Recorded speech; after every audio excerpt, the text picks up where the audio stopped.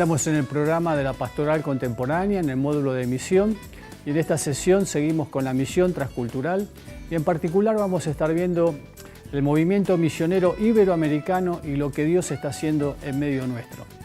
Así que en esta segunda sesión vamos a estar desafiados con este tema.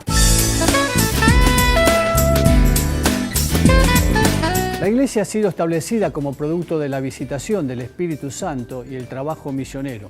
El gran héroe de la misión en Iberoamérica es precisamente el Espíritu Santo.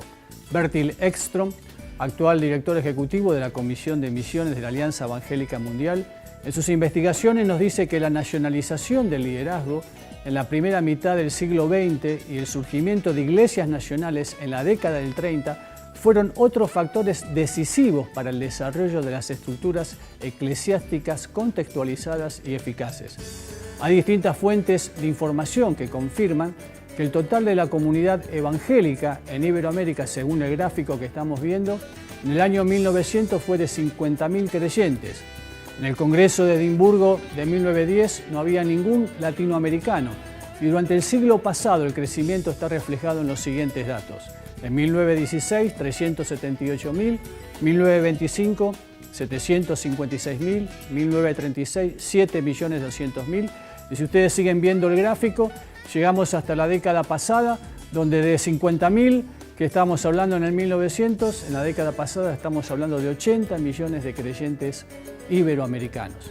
Damos gracias a Dios, porque muchas de las iglesias iberoamericanas han escuchado la voz del Espíritu Santo, apartando a centenares de Bernabés y Saulos para el trabajo al que Dios los había llamado.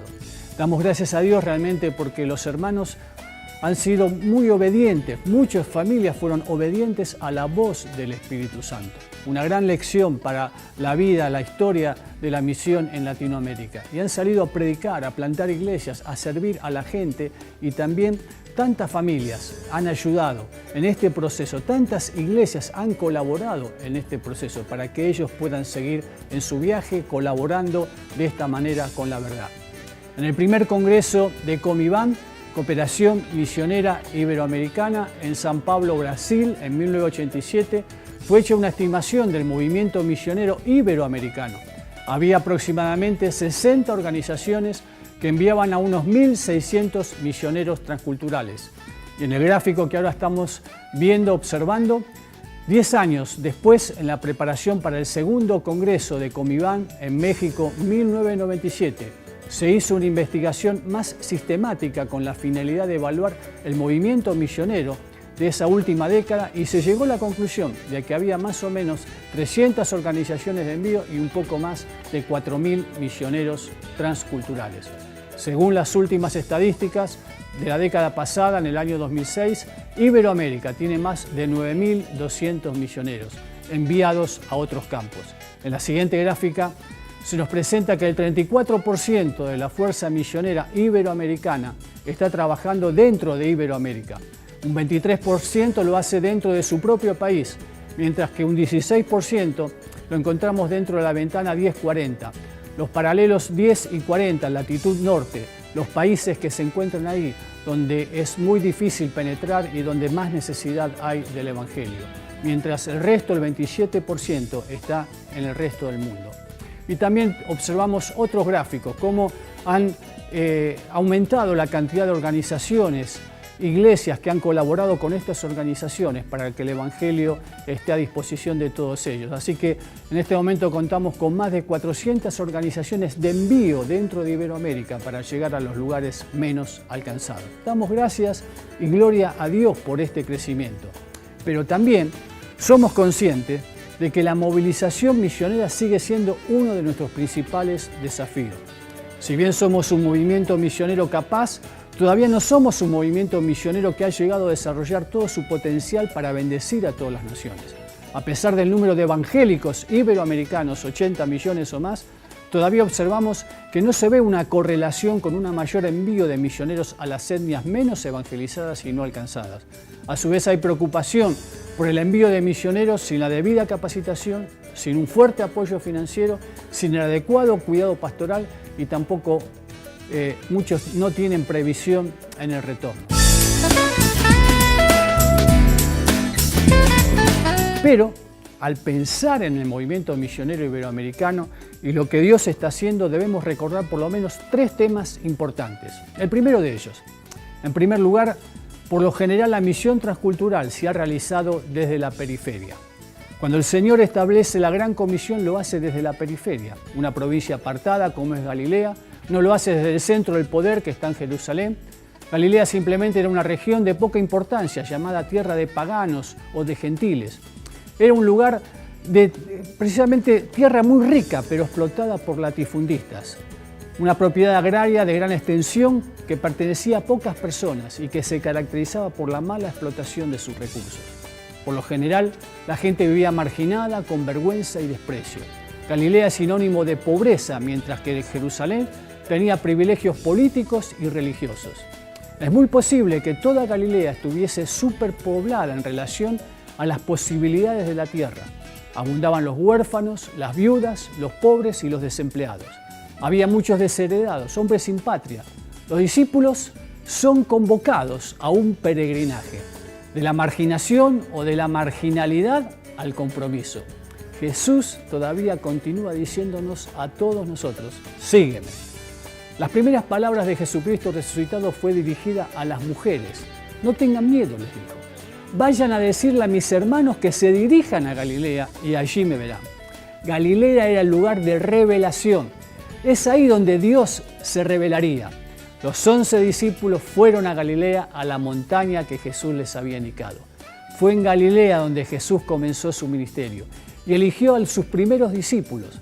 Darío López, que comenta precisamente que la opción de Jesús por Galilea no fue algo circunstancial, sino algo más bien intencional. ¿Por qué la opción no surgió desde Jerusalén? Jesús eligió cumplir su ministerio entre las masas olvidadas por los líderes políticos y religiosos para luego ir a Jerusalén. La periferia representó tarea impostergable y compromiso ineludible. Incluía a todos, ya sean judíos, samaritanos, gentiles. Jesús los envía a llevar la buena nueva del reino de Dios. Y este mandato es para todas las generaciones, un mensaje que tiene que ver con la transformación total de la existencia humana. Por lo tanto, Jesucristo nos comisiona desde la periferia, desde nuestra periferia, a llevar todo el Evangelio a todas las naciones. Qué interesante en la historia de las misiones observar qué fue lo que pasó. El despertar misionero en general surge fuera de los centros de decisión. Esto pasó con Guillermo Carey en la historia de las misiones. Fue una persona que tocó a su generación en el siglo XVIII, fines del siglo XVIII.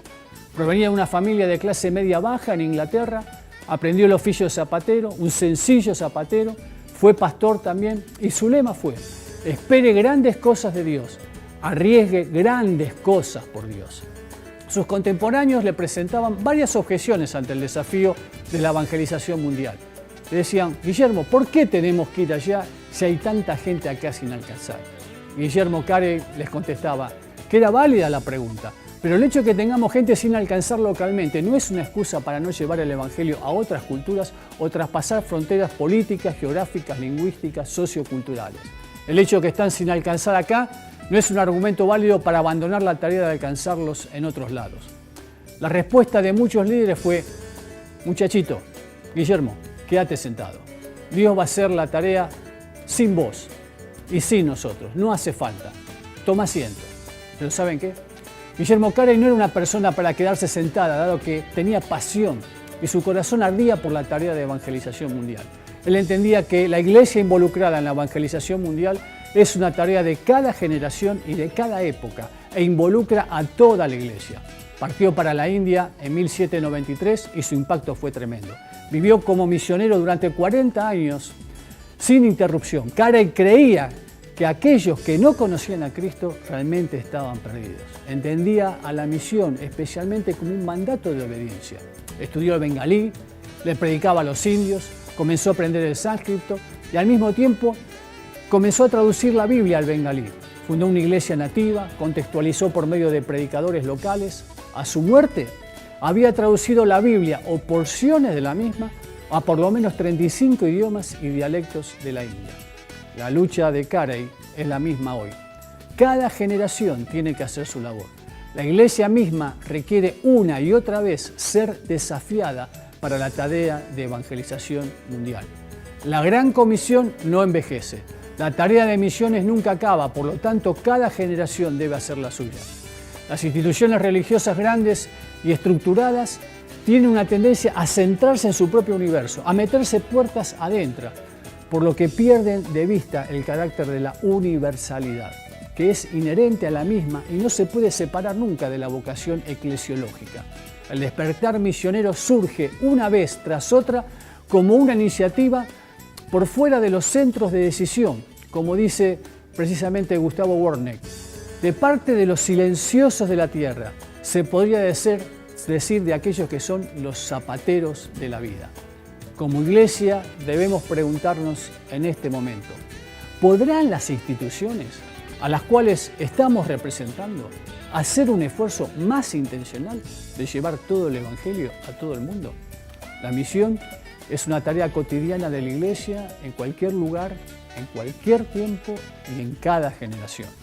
Somos llamados a ser personas y familias e iglesias claves para que el Evangelio esté disponible en todas partes. En segundo lugar, debemos pensar que muchas veces la misión se realiza entre la adoración y la duda. Dice el texto de la palabra de Dios, cuando lo vieron, lo adoraron, pero algunos dudaban. Jesús se acercó entonces a ellos y les dijo, se me ha dado toda autoridad en el cielo y en la tierra. Por tanto, vayan y hagan discípulos de todas las naciones, bautizándolos en el nombre del Padre, del Hijo y del Espíritu Santo, enseñándoles a obedecer todo lo que les he mandado a ustedes. Es interesante observar que el encuentro de los discípulos con Jesús se caracteriza por la adoración y por la duda. La palabra adoración es reverenciar con sumo honor o respeto a un ser, considerarlo como cosa divina, significa e implica caer postrado. Pero la palabra duda tiene que ver con la falta de determinación acerca de una creencia, por lo tanto puede ser la indeterminación del ánimo acerca de un hecho o noticia. Es vacilar, implica incertidumbre, irresolución, incredulidad. Al poner juntos adoración y duda, este texto adquiere una dimensión profundamente humana y también realista. El grupo de los discípulos, por no decir nosotros mismos, salimos al encuentro de Jesús resucitado y nos vemos como una pequeña comunidad humana, con conflictos y con dudas. Por lo tanto, adoración y duda caracterizan el encuentro de los discípulos con Jesús. Entre la adoración y la duda, el conflicto y la tensión, esta comunidad de discípulos es recibida por Jesús. De ninguna manera es rechazada. Hay palabras de consuelo, de ánimo, de esperanza por parte del Señor. De ninguna manera Él nos deja de lado. Nos anima a todos a seguir adelante. Y es importante pensar esto. La obediencia no elimina nuestras dudas, pero cuidado, nuestras dudas no deben excluir la obediencia. Es a esta comunidad de discípulos y a nosotros que se nos encomienda la gran comisión. Se nos concede un mandato de confianza, donde Jesús establece que toda autoridad se la ha dado en el cielo y la tierra. Es la autoridad amplia e ilimitada de Jesús. Podemos descansar y confiar en las palabras de Jesús. Se me ha dado toda autoridad en el cielo y en la tierra. Pero lo cierto es que adoramos y a su vez dudamos. Dudamos muchas veces sobre la dirección que debemos tomar, lo que debemos hacer. Otras veces dudamos sobre la protección del Señor ante las diferentes circunstancias, como la enfermedad, la falta de empleo, problemas familiares, principios y valores que debemos mantener. La duda puede tener semejanza muchas veces con una noche muy oscura, donde no sabemos por dónde caminar. Pero en medio de las circunstancias, Dios nunca nos deja solos. Dios está al lado nuestro y tampoco nos rechaza. Es precisamente en esos momentos donde necesitamos aferrarnos a una palabra del Señor. En el Sermón del Monte, Jesús habla de nuestro presente y nos dice, no te atormentes, no tengas miedo. Y ante el desafío que tenemos, el profeta Isaías nos recuerda, yo te pongo ahora como luz para las naciones, a fin de que lleves mi salvación hasta los confines de la tierra. Los discípulos en su momento recibieron una palabra, este es mi Hijo amado, escúchenlo. Es precisamente ahí donde el camino del creyente, tu camino, mi camino, nuestro camino, se ilumina por una palabra. Tu palabra es una lámpara a mis pies, nos dice el Salmo, es una luz en mi sendero. Alessandro Pronsato nos comparte que si bien la lámpara no elimina la noche, nos va a permitir caminar. Podemos encontrar el sendero por el cual transitar por medio de su palabra y presencia. Ante nuestras dudas, el sufrimiento, el dolor, debemos mantenernos mirando al invisible que todo lo puede y nos dice, estoy aquí. Siendo así, debemos arriesgarnos y seguir en fe. La gran comisión es una invitación a experimentar la obediencia con carácter universal e integral. En tercer lugar, la misión se realiza en el abrazo de Jesús. En la misión universal de ir y hacer discípulos, derivada de la autoridad de Jesús, contamos con su promesa y les aseguro que estaré con ustedes siempre hasta el fin del mundo. Se promete mucho y a la vez se espera mucho de los discípulos, de nosotros. Jesús nos recibe con amor y está dispuesto a acompañarnos en nuestro caminar. Esta promesa del Señor debe ser nuestra gran motivación para la obediencia. Su presencia, provisión y consuelo van junto a la tarea que tenemos por delante y nunca separadas de la misma. Muchas familias, misioneros y siervos del Señor están experimentando el abrazo de Jesús. ¿Saben qué? En medio del dolor, de la enfermedad, el sufrimiento, las pérdidas, hay pérdidas, conflictos, falta de respaldo muchas veces. A veces el consuelo y ánimo vienen por medio de personas que menos imaginamos. Pero debemos recordar por sobre todas las cosas que Jesús mismo siempre nos está abrazando y sosteniendo. No hay nada que nos pueda separar de su amor y del abrazo de Jesús. Si el abrazo de Jesús no puede darnos consuelo, no habrá nada en esta vida que realmente lo pueda hacer. Desde la periferia, entre la adoración y la duda, consideremos fiel al que nos ha hecho la promesa para seguir a Jesús. Y me encanta el texto de Hebreos que nos dice, así que no pierdan la confianza, porque ésta será grandemente recompensada. Ustedes necesitan perseverar para que después de haber cumplido la voluntad de Dios, reciban lo que Él ha prometido. Pues dentro de muy poco tiempo, el que ha de venir vendrá y no tardará, pero mi justo vivirá por la fe. Y si se vuelve atrás, no será de mi agrado. Pero nosotros, dice el texto, no somos de los que se vuelven atrás y acaban de perderse, sino de los que tienen fe y preservan su vida. Algunas preguntas nos podemos hacer en este momento para seguir reflexionando. ¿Qué tipo de procesos misioneros debemos desarrollar para capacitar a cada familia y a la congregación a favor de los no evangelizados y menos alcanzados? ¿Cuáles son las dudas y temores que tenemos en este momento dentro de nuestro país, en el contexto latinoamericano, en nuestras congregaciones, en nuestra región, en nuestra ciudad? ¿Cuál es la palabra que nos está dando el Señor en este tiempo que nos pueda animar? Un evangelio de transformación y completo implica una iglesia que traspasa todo tipo de fronteras, en palabra y obra, en ser, hacer y decir, para que todos tengan la oportunidad de recibir el evangelio en su propio idioma, de una manera culturalmente sensible y poder responder al Señor. Uno de los aspectos que debemos seguir desarrollando entre el pueblo de Dios es la movilización de la iglesia. El esfuerzo en la movilización de la iglesia debe estar destinado en ver a la iglesia iberoamericana llevando todo el evangelio a todas las etnias. El objetivo principal en la movilización es ver al liderazgo de pastores comprometidos con la obra misionera, desarrollando juntos, trabajando juntos estrategias de apoyo a otras iglesias en las diferentes etapas de madurez en medio de la obra misionera.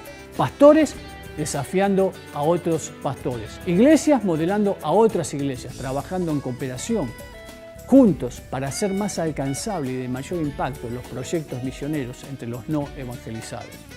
Sugiero, por lo tanto, enfatizar algunos aspectos que podemos tener en cuenta y podemos dialogar después. En primer lugar, profundizar nuestro entendimiento de una misionología integral. El Evangelio es un mensaje que transforma toda la existencia humana. Nuestras inquietudes por lo general giran a preguntarnos ¿cuántos somos? ¿Cuántos creyentes hay? Lo primero que hacemos al saludarnos, ¿cuántos creyentes tenés en tu congregación? Y olvidamos preguntarnos lo más importante. ¿Está nuestra iglesia, tu iglesia, a la cual representamos, la iglesia del Señor, reflejando los valores del reino de Dios en la nación y hasta lo último en la tierra? La misión de la iglesia es indivisible, palabra y obra, ser, hacer, decir. Estamos hablando de un mensaje integral de salvación. que está dirigido a todo ser humano, considerando la totalidad de su persona. Hemos sido enviados al mundo para amar, para servir, para predicar, para enseñar, sanar y liberar. Y cada persona tiene derecho a oír las buenas nuevas. En segundo lugar, la Iglesia ha sido llamada y enviada para participar en la misión de Dios. Este envío y mandato no es algo opcional. Debemos afirmar que la Biblia entera nos da el mandato para la misión y evangelización. Implica escuchar el grito de los pobres, de los oprimidos, de los perdidos.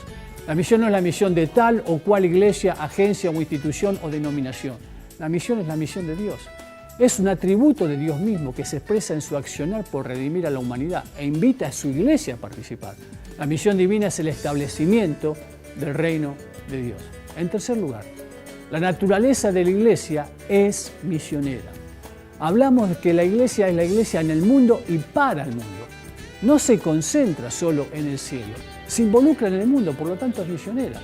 Debe estar en el mundo, pero siendo distinta del mundo.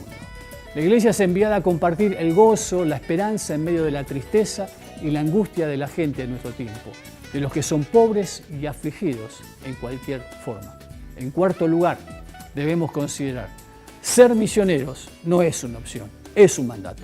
Hay 4.000 millones de personas que no conocen a Jesucristo como su Señor y Salvador. ¿Por qué? Porque la iglesia no ha asumido un compromiso más intencional en la evangelización. Muchas veces surgen malos entendidos en cuanto que algunos son misioneros y otros no lo son. David Bosch, que fue profesor y presidente del Departamento de Misiones de la Universidad de Sudáfrica y que luchó incansablemente por la reconciliación de ese país, fue cuestionado cuando afirmó que en nuestro mundo todo es misión. Algunos argumentaban que cuando todo es misión, entonces nada es misión. David Bosch respondió que esta tensión la debemos resolver de una manera creativa. Una forma de avanzar hacia esta creatividad es cuando asumimos que toda la iglesia es misionera y el mundo con su agenda es su campo de misión. La agenda del mundo, sí es cierto, nos supera, pero podemos avanzar hacia un entendimiento y diálogo misionero con toda la iglesia global y también con la iglesia en nuestra región.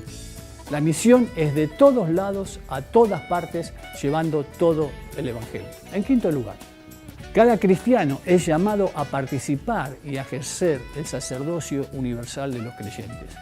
La misión tiene lugar por doquiera.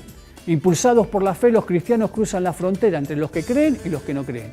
Y del otro lado de esa frontera dan testimonio de su fe. Dado que Dios es un Dios misionero, el pueblo de Dios es pueblo misionero. El Espíritu ha sido derramado sobre todo el pueblo de Dios, no sobre algunas personas seleccionadas únicamente. La comunidad de fe es la portadora primaria de la misión. Todos somos misioneros porque cada cristiano es llamado a participar y a ejercer el sacerdocio universal de los creyentes. Jesucristo ha dotado a su iglesia de dones y del poder del Espíritu Santo para el cumplimiento de esta misión. Esto significa que somos llamados a ser agentes de transformación hasta lo último de la tierra. Y la misión de ninguna manera se limita solo a la acción local y tampoco solo a la acción global. En sexto lugar, la encarnación es el modelo para la misión de la iglesia. La palabra hecha carne constituye el Evangelio. La acción sin la palabra es muda y la palabra sin la acción es vacía. Hablando del discipulado, John Stott dice, incluirá un llamado a colaborar con el Señor en el trabajo del reino. Dirigirá su atención a las aspiraciones de hombres y mujeres comunes y corrientes en la sociedad, con sus sueños de justicia, seguridad, estómagos llenos, dignidad humana y oportunidad para sus hijos. Dios llama a las personas a la misión y en esto consiste la evangelización. Es un llamado al servicio, donde ganar personas para Jesús es ganar su lealtad para las prioridades de Dios. En séptimo lugar, debemos revisar nuestra visión de Cristo. Muchos han tomado la visión de Cristo como un conquistador. Él conquista y lo relacionan indirectamente como con una cruzada.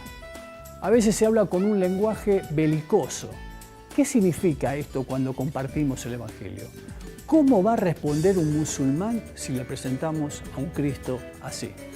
En octavo lugar, debemos pensar y desarrollar un entendimiento del pluralismo y del postmodernismo. Enfatizar la singularidad, la unicidad y la universalidad de Cristo. Dar la razón por la esperanza que tenemos en Cristo y no en Mahoma, ni Buda, ni ninguna otra entidad espiritual. Debemos decir que Jesús es el Señor, el único Señor, pero teniendo razones contundentes para decirlo. En noveno lugar, debemos enfatizar la formación de comunidades eclesiales que reflejen el espíritu de reconciliación, libertad, respeto, aceptación, amor, perdón. La iglesia local, mis queridos hermanos, somos llamados no a formar esquemas empresariales, sino a formar una comunidad alternativa hasta lo último en la tierra. Muchas veces pensamos en estos esquemas empresariales simplemente basados en criterios de utilitarismo, mercantilismo y números. Que Dios nos permita salir de acá, de ahí, de ese pensar. Es muy triste que quedemos atrapados en un concepto hedonista donde la gente privilegia llegar a fin de mes antes que ir al cielo. Las respuestas hedonistas no son transformadoras. Y la respuesta a la superficialidad es ejercer un discipulado obediente a Jesucristo. La gran multiplicación, números y porcentajes no son sinónimo de transformación. No debemos sacrificar realmente las demandas del Evangelio en el altar de los números. La negación de nosotros mismos, conocer a Jesús y ser semejantes en su muerte es poder transformador. Debemos cuidar el servicio, la experiencia personal en Cristo y la formación de la iglesia local como una verdadera comunidad, una verdadera familia. Encarnar el mensaje, la funcionalidad con principios bíblicos, enseñar el poder del amor y no el amor al poder. Las iglesias muchas veces viven la lucha miserable por el poder. La realidad indica que las personas hoy escuchan con sus ojos y piensan con sus sentimientos, con el corazón. Por lo tanto, la proclamación y la encarnación del mensaje debe ser inseparable. Ser y hacer como Jesucristo. El ejercicio del liderazgo en la vida de las iglesias locales debe estar marcado por el modelo del siervo y mostrar un contraste con el caudillismo y otras deformaciones causadas por el abuso del poder. Somos llamados a desarrollar el modelo del siervo, según nos relata ahí Filipenses el capítulo 2. El Rey, nuestro Rey, el Señor Jesucristo, se ha encarnado y llama entonces a nosotros como comunidad a hacer lo mismo. Seguirle como sus discípulos significa asumir su vida y misión. En décimo lugar, debemos producir un equilibrio entre la gente que asiste a la iglesia, metidos en los programas internos, y la gente que vive los valores del reino de Dios en medio del quehacer nacional y las naciones. Estamos muchas veces como siervos, pastores, líderes, preocupados en que la gente esté en los programas de la iglesia y no en que tenga tanto un testimonio eficaz en su campo de labor diario. Más preocupados por tener el control y no por equiparlos con una proyección hasta lo último de la tierra. La gente no es nuestra. Muchos pastores quieren retener a la gente. El desafío hoy es entrenar y capacitar a la gente. La gente Dios la lleva a donde la quiere llevar. Las distintas crisis que vivimos en Latinoamérica, hemos visto cómo grupos han salido a distintos lugares del mundo. Y nuestro desafío como pastores es entrenarlos, capacitarlos, entrenarlos, para que cuando llegue ese momento Dios los pueda bendecir también en otros lugares del mundo. Jürgen Moltmann, en su tesis sobre la teología del futuro, dice: se dirigirá no únicamente hacia el servicio divino en la iglesia, sino también hacia el servicio divino en la vida cotidiana del mundo. Este servicio se ofrece en la forma de vida común y corriente de la comunidad cristiana, en tiendas, aldeas, granjas, ciudades, aulas, hogares, oficinas legales, consultorios, en medio de la política, en el gobierno, en la recreación también. Por lo tanto, tenemos que pensar como siervos que las estructuras de las iglesias no deben obstaculizar el servicio relevante al mundo, separando al creyente de la sociedad. Por lo tanto, debemos encontrar el equilibrio entre el pueblo de la iglesia y la iglesia del pueblo. El trabajo en la iglesia, como la acción a favor de la justicia, la misericordia y la verdad, deben ir juntas. 11. Crecer en el trabajo de cooperación como un solo cuerpo. Es muy importante que trabajemos en unidad. Desde el principio el Señor nos ha desafiado al trabajo en equipo. Miguel Bonino nos habla sobre esto. Y la misión puede ser el principio material de nuestra unidad, dice él. La cooperación en la tarea práctica de la misión es el primer paso hacia una unidad mucho más profunda. Crecer en el testimonio basado en la unidad en Cristo. La misión en unidad y la unidad en la misión implica aceptarnos unos a otros, a pesar de nuestras diferencias. El paradigma moderno sugería la alternativa. ¿Cuál era la alternativa? ¿Era entre diversidad sin unidad o unidad sin diversidad? pero el paradigma posmoderno se manifiesta como una unidad que preserva la diversidad y una diversidad que se esfuerza para lograr esa unidad. Las divergencias, diferencias no son motivo de remordimiento, sino parte del esfuerzo que tenemos que hacer dentro de la Iglesia para llegar a ser lo que Dios quiere que sea. En medio de toda esta diversidad hay un eje, Cristo Jesús. Escuchar la palabra de Dios y escucharnos unos a otros van juntos. Solo podemos tener lo primero si estamos igualmente preparados para tener lo segundo. Estamos llamados a ser uno como el Padre, el Hijo y el Espíritu Santo son uno y nunca debemos cansarnos, mis queridos hermanos, de esforzarnos hasta el día cuando los cristianos en todo lugar puedan juntarse para compartir el solo pan y la sola copa. 12. Debemos pensar en el tema del reino de Dios. Debemos volver a examinar este concepto y tener una iglesia que vive la realidad de este reino comprometida con la extensión. Jesús es el reino de Dios encarnado. El reino de Dios no es una ética ni una ideología social, sino es el mensaje que se centraliza en una persona, la persona de Jesús el Mesías. El reino está presente, pero no se ha consumado, por lo tanto el reino ha de venir. Es un ya y todavía no. Nunca vamos a introducir totalmente el reino de Dios en la tierra hasta que el Señor venga, pero somos llamados a mostrar la evidencia de este reino como comunidad y anticipo del mismo que afecta la totalidad de la vida. 13. Debemos avanzar hacia un entendimiento del Espíritu Santo y la misión. Para ser misionera, la Iglesia debe renovar su dependencia del Espíritu y entregarse a la vida de oración. Muchas veces hemos descuidado la vida de oración y lamentablemente a veces se está descuidando. La vida de la Iglesia, guiada bajo la influencia del Espíritu Santo, busca las puertas abiertas y oportunidades que Dios está presentando ante nosotros. Es el Espíritu Santo que abre puertas y buscar lo que el Espíritu Santo manifiesta es encontrarnos con el propósito de Dios. Esto pasó en Antioquía.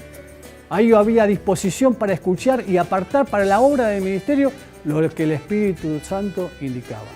Entonces, como iglesia, escuchamos, descubrimos y obedecemos la voz del Espíritu del Señor, enviando a sus siervos al trabajo al que los ha llamado. Finalmente, la misión, mis queridos consiervos, debe afirmarse desde la iglesia local. El trabajo misionero es el trabajo del Espíritu de Dios y la iglesia trabajando juntos. Es el modelo a seguir. La iglesia en misión es primeramente siempre la iglesia local.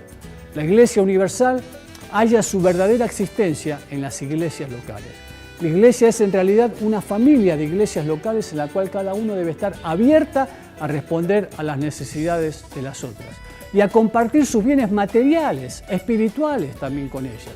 La relación entre las iglesias locales a nivel global con otras latitudes y los misioneros también debe ser una relación de koinonía, de comunión. La pasión por el Evangelio nos debe llevar a participar, cooperar, compartir y no a competir. Se puede hablar de comunión, koinonía. Es la palabra neotestamentaria traducida como comunión, solidaridad, compartir, contribución. La fe común debe tener una salida a la participación práctica y esta participación en la práctica tiene consecuencias concretas. Soñamos con una iglesia iberoamericana que transforma la sociedad local hasta lo último de la tierra. Nos podemos preguntar en este momento, ¿qué aspectos estoy considerando como los más relevantes en el proceso de movilizar a la iglesia hacia la evangelización mundial? ¿Cómo podemos diagramar un proceso de capacitación y envío para llegar a los no evangelizados, menos evangelizados y no alcanzados, desde la iglesia local y también pensando en el contexto en el cual nos encontramos? Sugerimos discutir, dialogar sobre este proceso estructural para la iglesia local que presentamos entonces a continuación.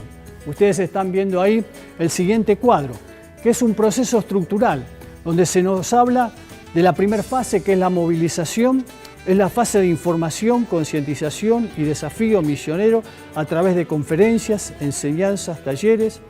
Una segunda etapa es la de entrenamiento, que es la fase donde se estructura la visión en la iglesia y se le enseña el cómo de la labor misionera. Una tercera fase que tiene que ver con la capacitación de obreros, que es precisamente la fase de entrenamiento especializado y específico de los candidatos a misioneros. Una cuarta fase que tiene que ver con el proceso de envío y apoyo, que en esta fase se nos habla del proceso donde tiene que ver con pensar una forma de organización básica a través de la cual se pueda colocar, supervisar y pastorear al obrero en el campo. Y finalmente tenemos que pensar en el campo, en esta última etapa, llegar ahí a las necesidades no alcanzadas de los menos evangelizados. Pero, ¿qué queremos hacer en este proceso estructural? Y en el gráfico lo seguimos viendo. En la movilización podemos hablar de concientización, información, visión, desafío misionero, conferencias, seminarios, talleres, materiales. En el entrenamiento podemos hablar de entrenamiento en los grupos, la formación de un área de alcance local y global, enseñanza misionera en la congregación, dar recursos educativos. En la capacitación de obreros, los programas curriculares que podemos tener, capacitación informal, no formal, formal. Quizás formar una escuela de misiones mismo dentro de la iglesia. La iglesia, la importancia que dé recursos económicos y humanos en esta etapa, materiales, y ayudar a los miembros de la congregación a tener experiencias de corto plazo. En la cuarta etapa, en el proceso de envío y recepción, podemos pensar en formar tal vez una estructura de envío, ayudado por un grupo en especial en medio de la iglesia. La capacitación sobre el envío y recepción es clave en este proceso. Formar alianzas estratégicas con estructuras de envío en otras latitudes o en otros lugares, con centros de capacitación, iglesias, puentes de cooperación. Y finalmente, ¿qué queremos hacer en el campo?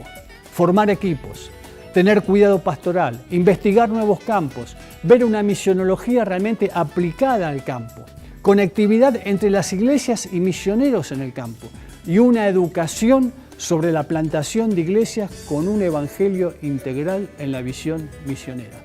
Simplemente, me gustaría que ahora ustedes discutan, charlen y vean cuáles son los aspectos más relevantes de todo esto que hemos expresado y cómo podemos comenzar a armar un proceso estructural misionero pensando en la misión global, transcultural, a favor de los no alcanzados. ¿Cómo podemos armar este proceso en medio de la congregación local y en medio de las instituciones a las cuales representamos?